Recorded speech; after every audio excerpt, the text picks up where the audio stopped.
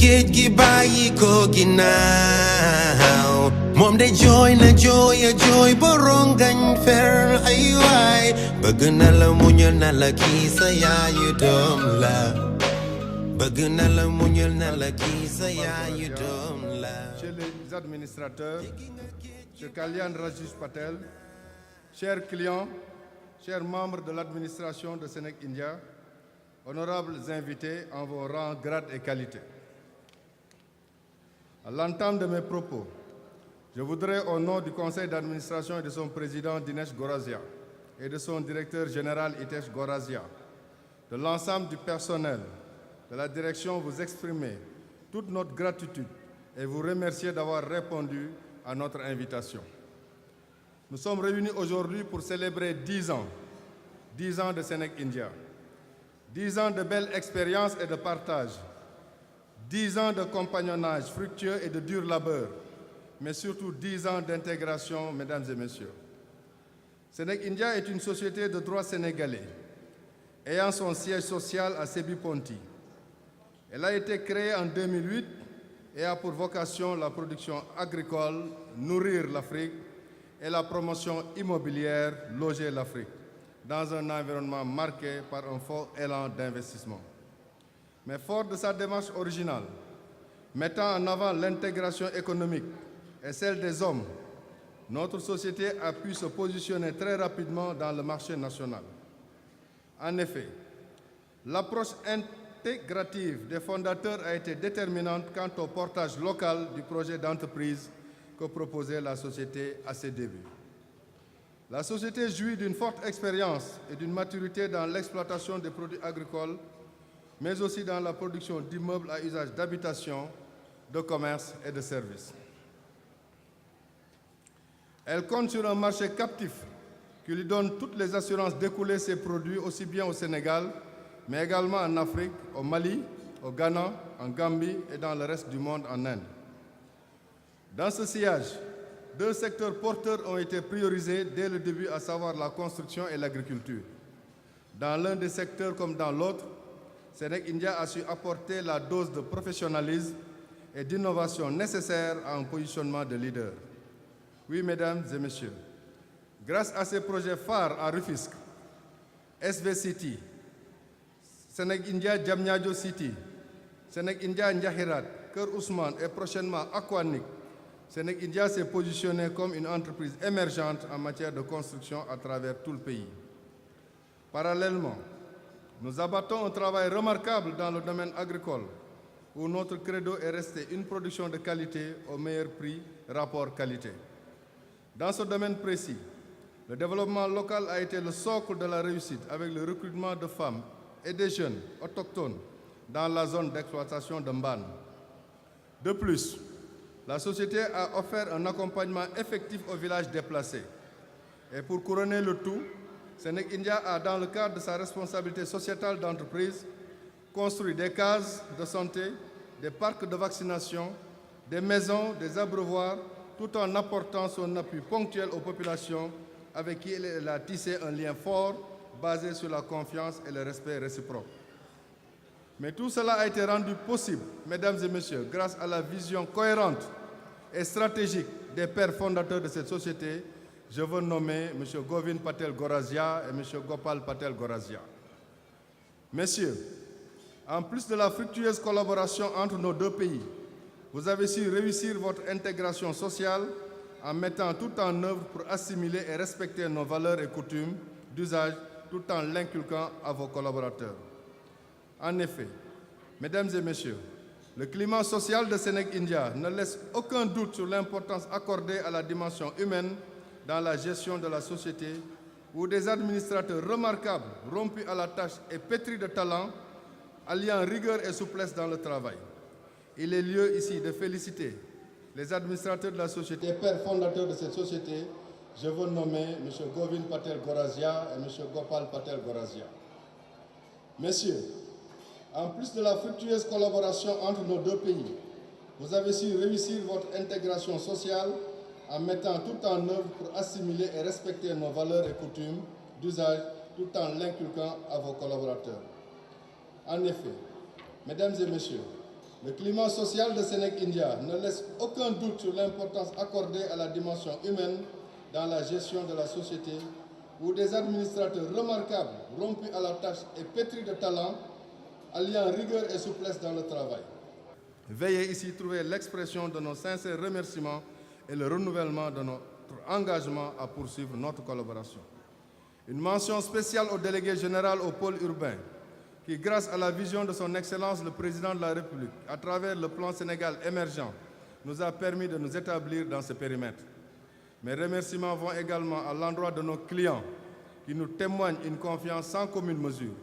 En vous assurant de toute notre volonté à mettre toute notre énergie à votre disposition, nous vous disons que le meilleur reste à venir. Enfin, permettez-moi de remercier et féliciter chaleureusement tout le personnel Sénégal-India, la direction commerciale avec le jeune Ahmad Ouad, la direction administrative et financière avec M. Faye et l'ensemble des chefs de service. Vous avez su donner de vous pour arriver à ce résultat durant les 10 années d'existence de la société. Chacun de vous, homme comme femme, doit être fier aujourd'hui d'avoir apporté sa pierre à l'édifice de cette grande famille qui est devenue Sénégal-India. En mon nom, toute l'équipe dirigeante vous dit merci. Je vous remercie.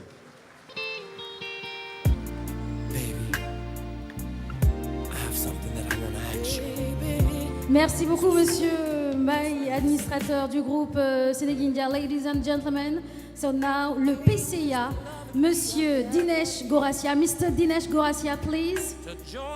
Thank you. Applaudissements, s'il vous plaît, mesdames, mesdemoiselles, messieurs, le PCA.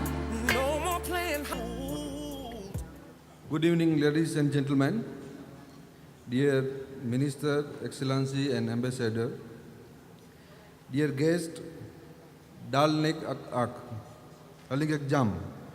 It with whose pleasure we receive you all here today to celebrate together our 10 years of presence in Senegal.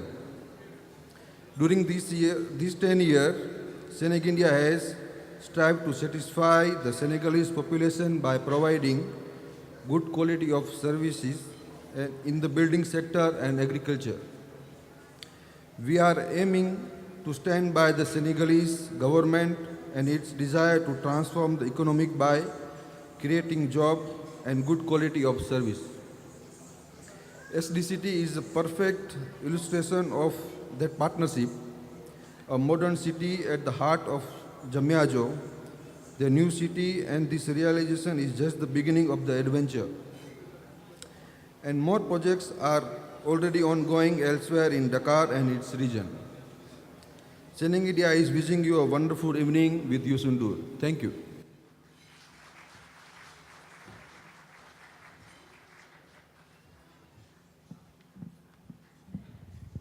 Thank you so much, Mr. Dinesh Gorasia, PCA du groupe Sénégambia.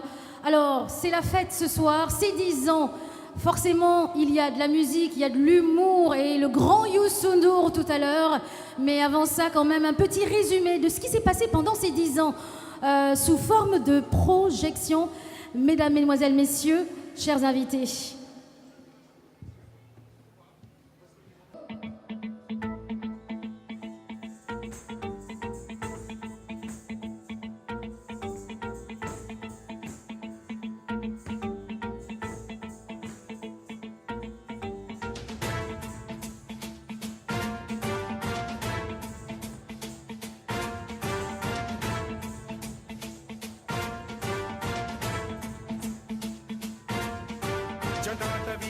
जल प्रवाह पावितस्थले कलेवलम्ब्यलम्बितां भुजङ्गतुङ्गमालिकान्तमड्डमड्डमड्डमन्निनादवड्डमर्वयं चकार चण्डताण्डवं तनोतु नः शिव शिव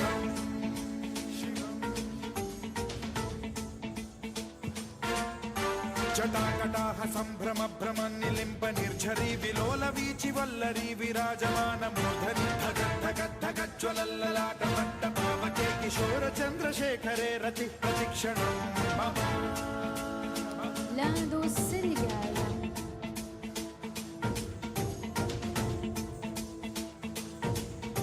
जटाभुजंग पिंगल स्फुरत् प्रणामणि प्रभा कदम्ब कुङ्कुमद्रव प्रलिप्त दिग्वधूमुखे मदान्ध सिन्धुरस्फुरत्वगुत्तरीय मेधुरे मनोविनोदमद्भुतं बिभर्तु भूत भर्तरि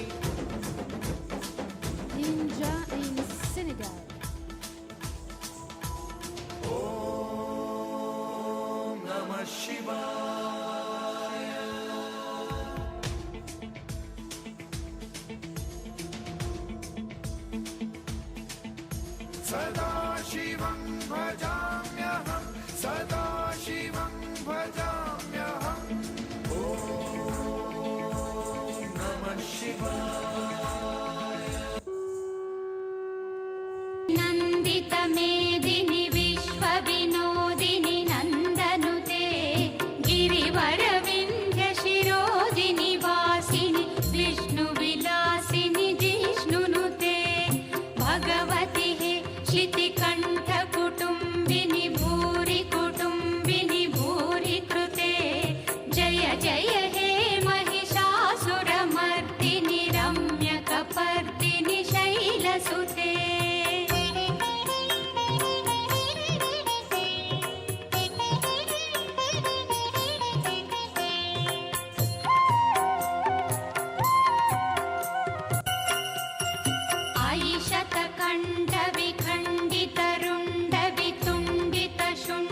आयिषतकण्ठविखण्डितरुण्डवितुण्डितशुण्डगजाधिपते रिपुगजगण्डविदारणचण्ड पराक्रमशुण्डमृगाधिपते निजभुजदण्डनिपातितखण्डविपातितमुण्डभटाधिपते जय जय हे महिषासुरमर्दिनि रम्यकपर्दिनि शैलसुते जय जय हे महिषासुरमर्दिनि रम्यकपर्दिनि शैलसुते जय जय हे महिषासुरमर्दिनि रम्यकपर्दिनि शैलसुते जय जय हे महिषासुरमर्दिनि रम्यकपर्दिनि शैलसुते। Des applaudissements s'il vous plaît pour l'entrée de Super Étoile et Monsieur Youssou. Très bonne soirée, vraiment et bon appétit. J'espère que ces 10 ans se fêtent bien, en bonne compagnie, en famille, entre amis, entre partenaires, entre vraiment bonnes personnes de bonne moralité qui ont eu à faire un business avec soit le Sénégal ou l'Inde. C'était Fatimo, c'était moi. Excellente fin de soirée. Au revoir.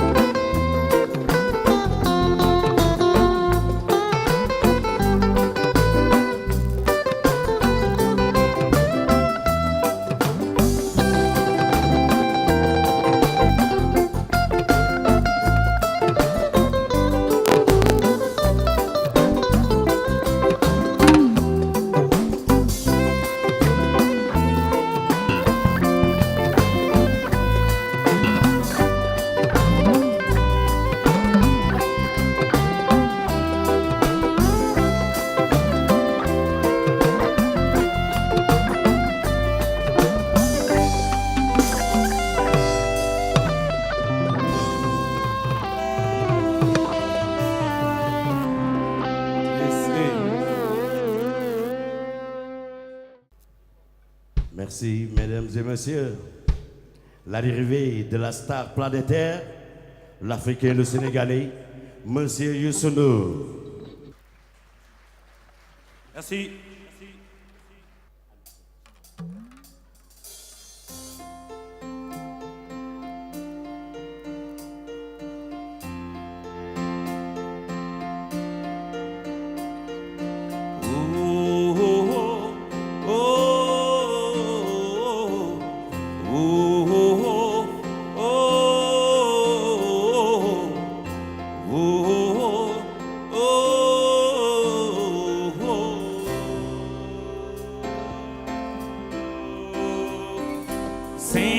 Sincérité ak maandu ci wàllu gune moom nga ma xamal dignité bu ànd ak dal jamono june lañ ma sa doxal te di ko jëfe waaw si suñu diggante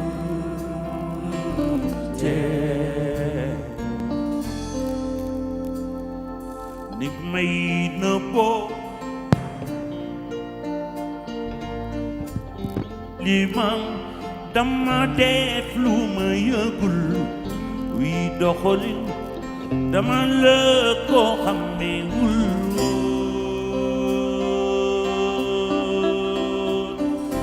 gisoon naa ni man ak yow sunu amitié nit ñépp ko naw bi changement bu metti mbetteel gi nga ma ko wan mi ngi may sonal metti na ci man bilay tax na ma ragal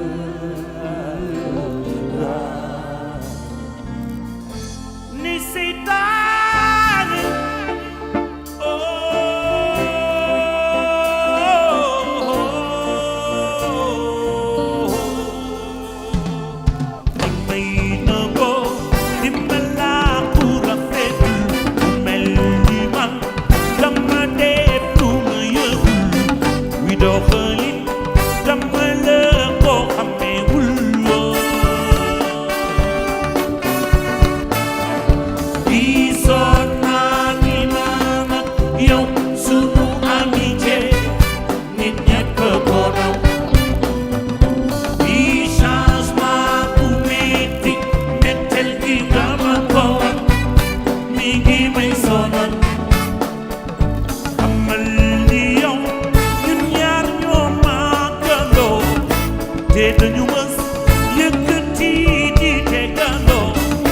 bëggante lool ñoo raw ay turandoo ñaari fan yi ma jóg ñëw di rek si sa ngër xàmmeetuma la di ma la nu yooyow nga fayee ma bakkan rek ma xam ni say daane mën na la beneen a tee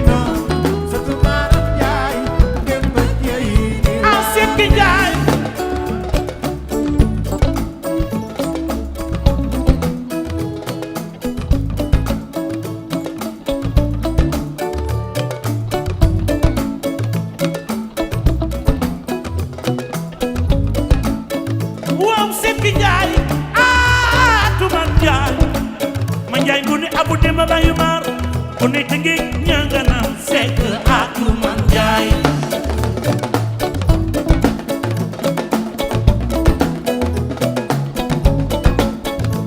sekk Njaay Atuman Njaay ma Njaay bu di abu dem bayu mar ku ne tënge ñanga naan sekk Atuman Njaay.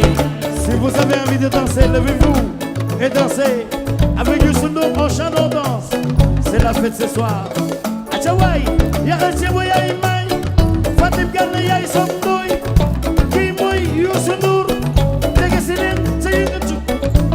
Youssou vous invite.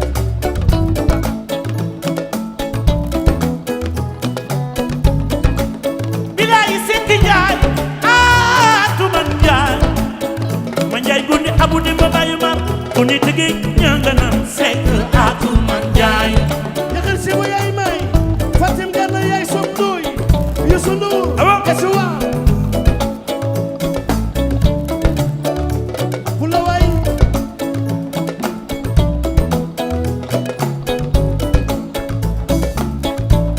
Aye pour sa yaay liggéey na surtout Maram Njaay dem na jeeni waafe. Aye pour sa yaay liggéey na surtout Maram Njaay dem ba jeeni waafe. ne aye ndaw lappin kii ma neex na ma lu ko tax a neex dem na jeeni waafe. Aye pour sa yaay liggéey na surtout Maram Njaay dem ba jeeni waafe. Sekk Njaay Sénégal Danis Yakhal Chebo Yaay May, Fatim Gana Yaay Som Ndoy, Doomu Tëngéej mu Njaay, Doomu Tëngéej mu Njaay. Ay Lebu lañu, ay Lebu lañu, ay Lebu lañu. Kuy Lebu jógal taxaw. Way sax la ilaha illallah.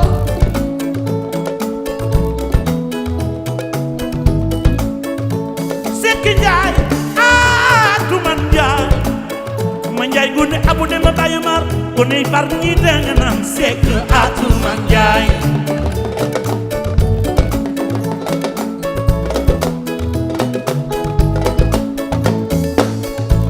If you meet a man you don't know lu nga mën a wax bul ko moo May tuko baby ndax ci suba xamuloo. mën na doonub saay saay mbaa mu bokk ak saay saay. May tuko baby ndax ci suba xamuloo. boo bëgguli gaaju bul ca daw bay daanoo. May tuko baby ndax ci suba xamuloo.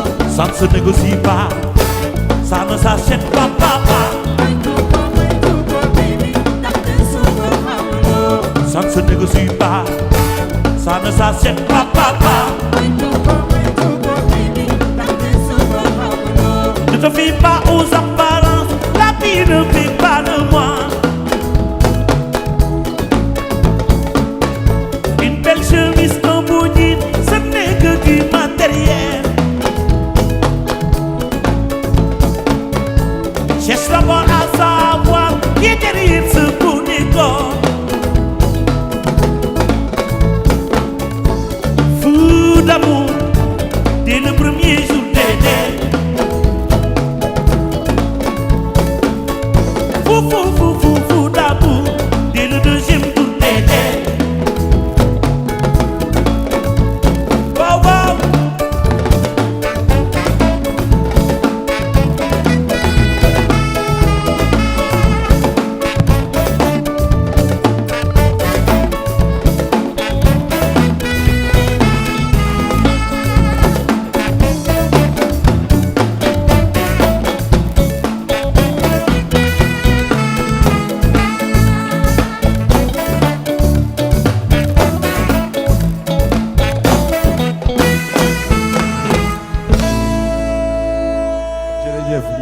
Bonsoir, ça va bien? Je disais tout à l'heure que Diamniadio est peuplé. Hein? Bravo Sénégindia Abou. Abou Djouba. Bravo à Sénégindia. Oui, Danish. Il est où? On ne le voit pas. Oh, il est derrière. Ok. impressionnant, impressionnant. Vraiment, on occupe les lieux là. C'est impressionnant ce qui se passe ici. Et bravo Sénéguindia. Donc on va passer une très belle soirée. Je pense que vous avez entendu beaucoup de discours. Et maintenant, c'est la danse avec le Super Étoile. On y va. maa la ko wax. Eh, avancez leen ñëw leen jege si leen voilà avancez. Mbëggeel na woo mbëggeel gis ko na woo su la bëggee ñenn mbëggeel na woo mbëggeel gis ko na woo su la bëggee ñenn aw salimata ne wa dama bëgguloo ma jigi ma chéri boy kaay nga jigi ma fuy mujjee non du la dóor kii du la rek kon ku ne langal lëg sa waay en célibataire ni wa dama bëgguloo ma jigi ma chéri boy kaay nga jigi ma chéri ko jox naa la sama xol koo lee jëw di la yër te yi kii la mu nag lii su la doyulee dafa naan sa lu xel di ko ci yaramam su guddi ma saana jot si su seddu si amin te jaay ne woon naa la jigéen du ma fontoo tooñ nga ma benn yoon ma wax ko sa yaay nga dellu tooñ ci fuy mujjee moom du la dul tey du la rek kon ku ne langal ak sa wëy mbëggeel na wóor mbëggeel gis dool na wóor a wóor su la bëggee na wóor mbëggeel na wóor mbëggeel gis dool na wóor a wóor su la bëggee na wóor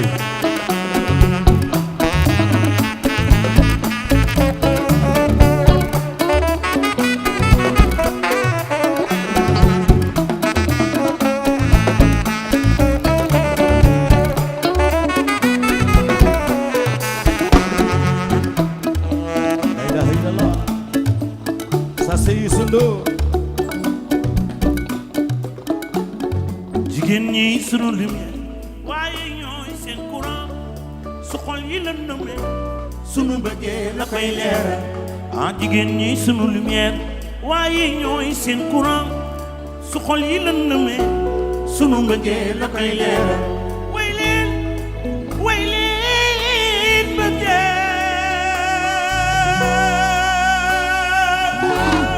jigéen ñi sunu lumière waaye ñooy seen courant su xol yi lëndëmee sunu bëggee la koy leeral ay coono la bu ko weddi ay coono la nii si ñoo daaru ma wax ko benn yoon te de Yaasin bu jàmbaar la woon wuy feneen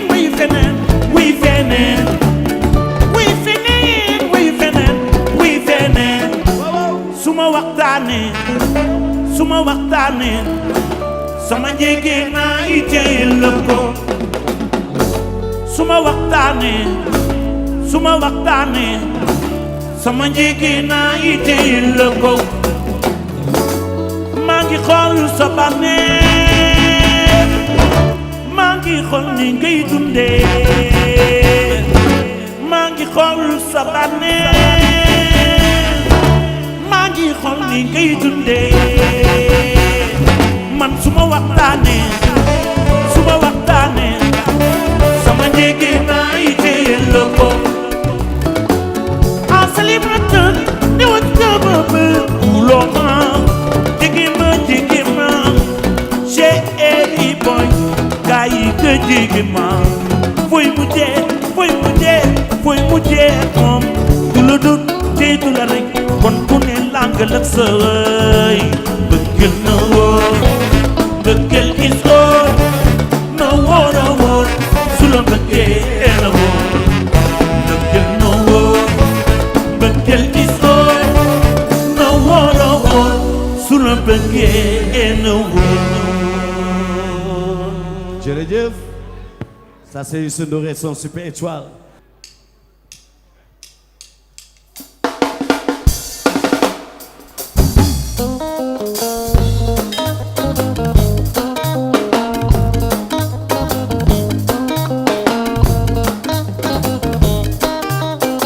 yow daal bu leen toppatoo doxal sa dox non non bu ko may bës doxal sa dox ngojo ngojo bu ko wutal bës bàyyil mu dem non non buñ la tàddee doxal sa dox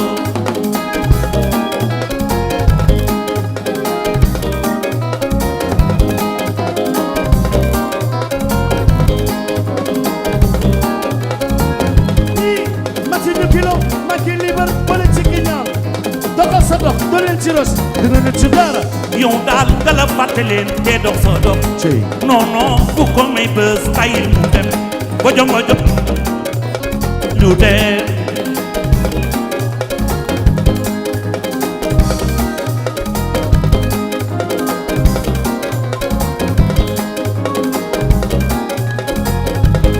empereur fa yàlla décidé li du fa dem gëmal yàlla wóolu yàlla mooy ci ginnaaw waa Sénégal ko ca ba nga fal sunu man di nii iñaan day mujj soppali ko jàmbaat ci borom xamuloo li koy yaaya boote mandu ci moom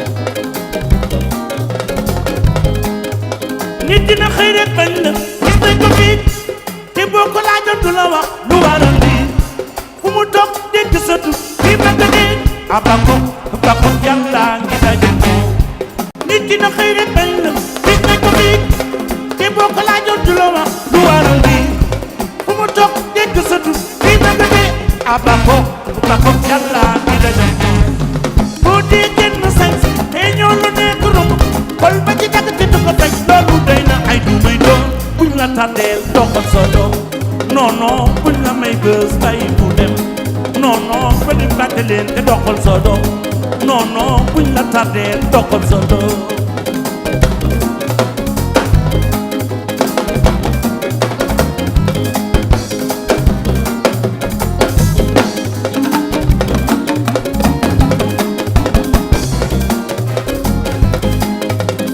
bul làkk ak ñoom bul nangu dëngaare bul seq ak ñoom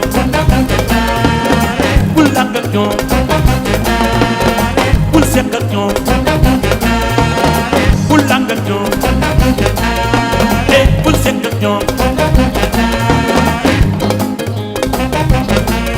kay ma xamal la sonoon yi nooy def ak ñoom kay ma xamal la sonoon yi nooy def ak ñoom ubbi sa nopp tey ma wax la nooy def ak ñoom wuta sa kër bu fas di yor sa yéene di am oto bu fas ànd ak nit ñu doxinu fas billaahi bul lànk ak ñoom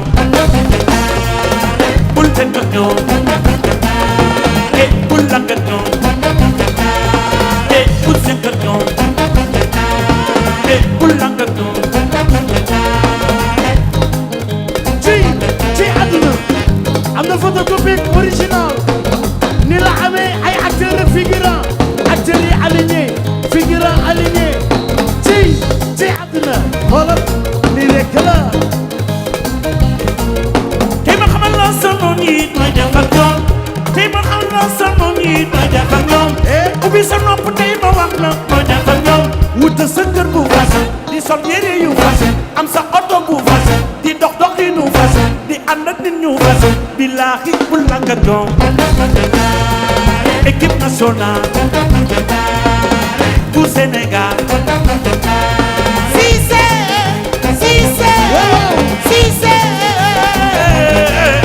Cissé gaa di ngeen meew Aliou Cissé ci empereur nga ni la bul seq ak ñoom àndandoo ba fashion bul lànk ak ñoom sañse yu fashion musique yu fashion waxtaan yu fashion jabar ju fashion jëkkër ju fashion ku bëgg waay waay sa loxo ca kaw waay fashion empereur jógaloo ci kat na fashion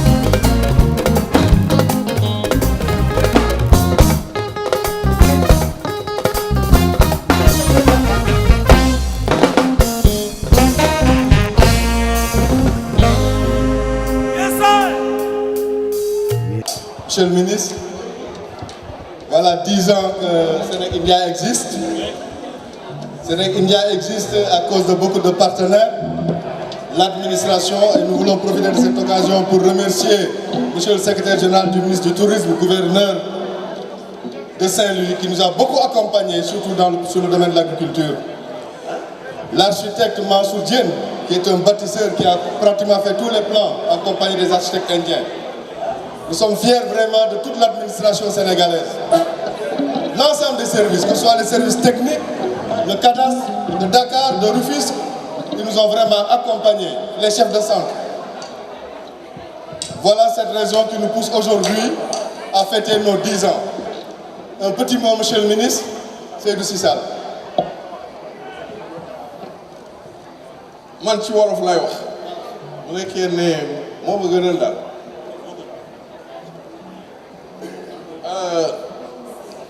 di nuyu bu baax ñëpp ñi fi ñëw Dinesh jërëjëf ci anniversaire bi nga defee ko Diamniadio foog naa ne suñ jëlee Diamniadio boole ko ak Youssou Ndour mais ça fait quand même un grand coup. Merci beaucoup. jërëjëf.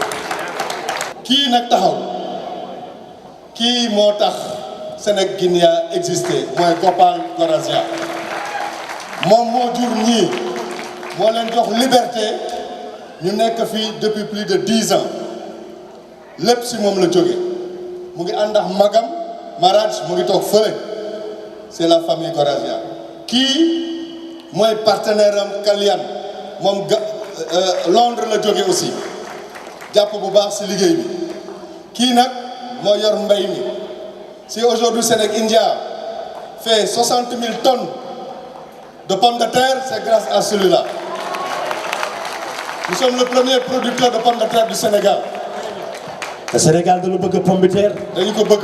ah dégg fi mu nekk nag dañuy jëm si projet yu mag accompagner nag le plan Sénégal émergent le président Macky Sall moo tax ñu war a lancer la zone économique spéciale avec une usine de transformation des frites d'un coût de plus de 100 milliards te loolu yëpp président bii toog moom avalisé na ko.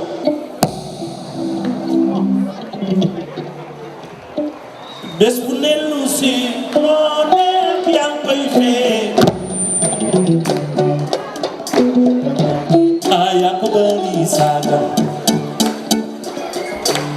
bés bu dellu si moo nekk yaa ngi koy fee ñii lay bégal musique ba jolli yaa ko bari saaga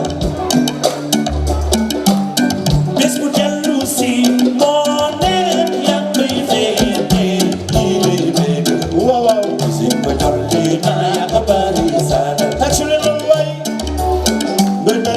Souleymane Lébu bi waaw bés bu dellu si moo nekk yaa ngi koy féete ñi lay bégal waaw si ko jolli na yaa ko bari saaga da ngeen koy way nag ndax lii dafa neex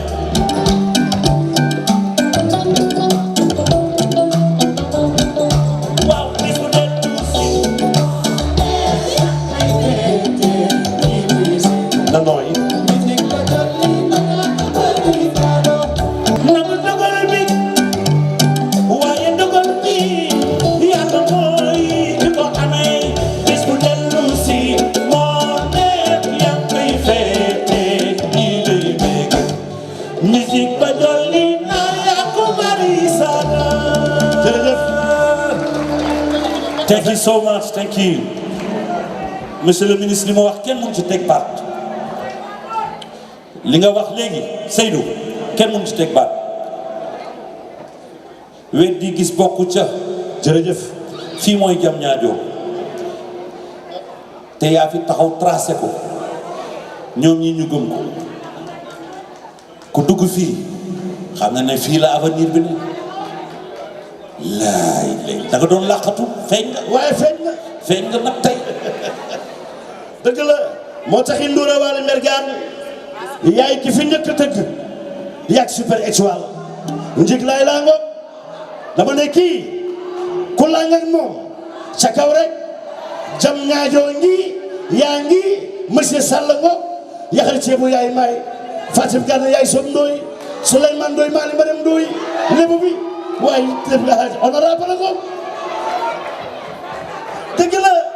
dëgg lii a cim a déedéet jërëjëf Ndour li ma jox yaakaar ne moom li ci ko jamono la abi ma conseil li ma jox yaakaar ne moom li ci ko jamono la abi ma conseil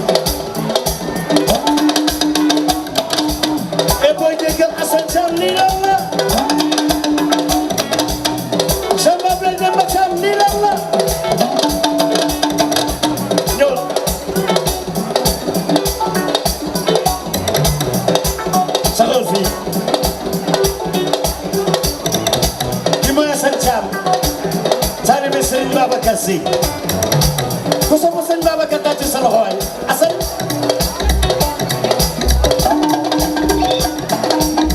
Samba ben dem ba Thiam lii lan la Assane lii lan la su la neexee tëggal sama doom ba benn